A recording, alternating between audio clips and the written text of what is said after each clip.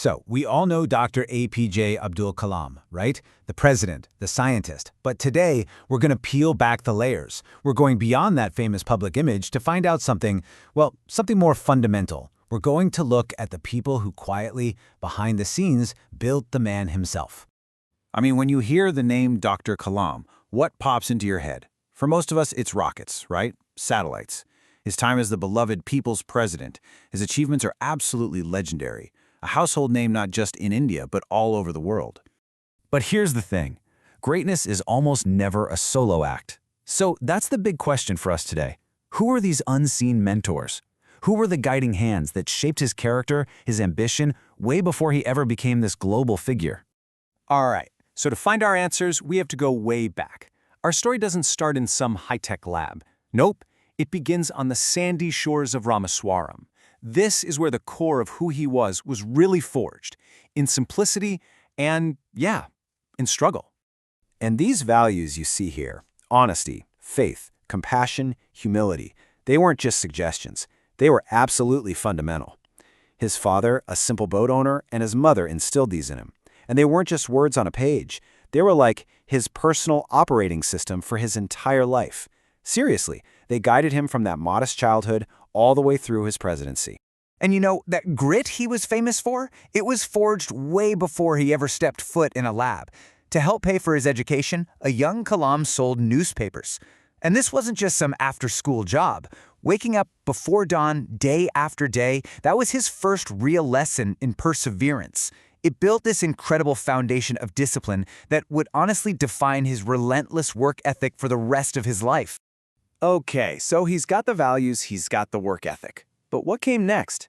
The intellectual spark.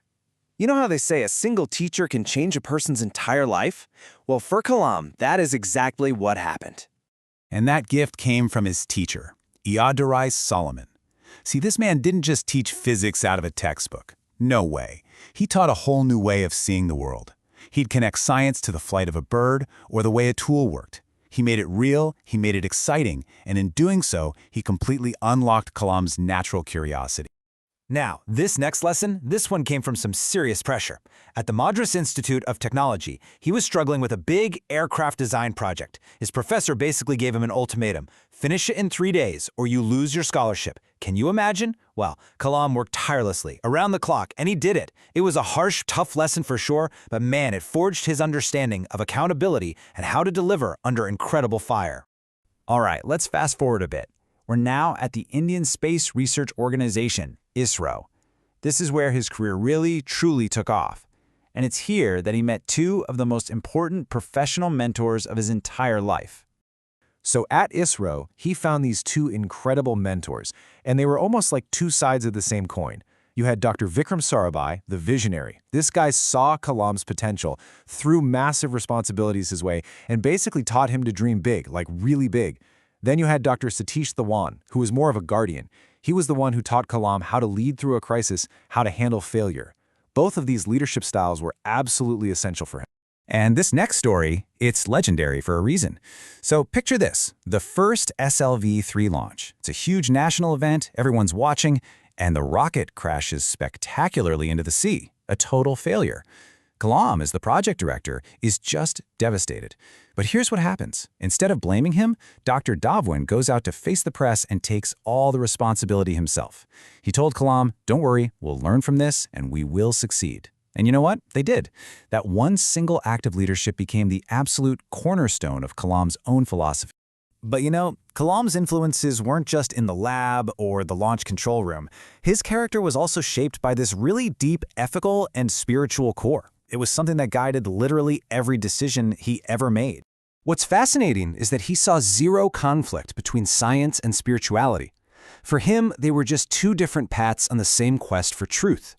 This whole worldview was shaped by ancient texts like the Bhagavad Gita and the Tirukkural, but also by those simple, powerful lessons of compassion and honesty from his parents. It was this unique combination that gave him a kind of moral compass, one that kept him so grounded, even when he was at the absolute height of his fame. So, when you put it all together, what do you see? You see a leader who wasn't self-made in the way we usually think of it. No, he was community-built.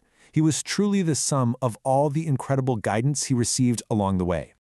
Just think about it. Each mentor gave him a specific, crucial gift. His teacher, Iyadurai Solomon, he sparked his curiosity. That tough professor at MIT, he instilled accountability. Dr. Sarabhai gave him vision, a grand perspective.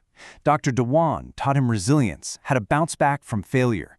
And holding it all together was the humility given to him by his family and his community. Each one was a vital building block in the person he became.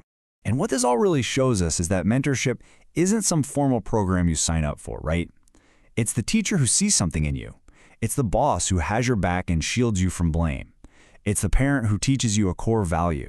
It's these simple, everyday human connections that, in the end, are what truly forge extraordinary lives. So it kind of makes you stop and think, doesn't it? Who are your unseen mentors? Who are the people who've quietly shaped your path? The ones who encouraged you, or challenged you, or just believed in you, maybe without you even realizing their full impact back then. Because ultimately, Dr. Kalam's story is just such a powerful reminder of this. It's not just a tribute to one great man.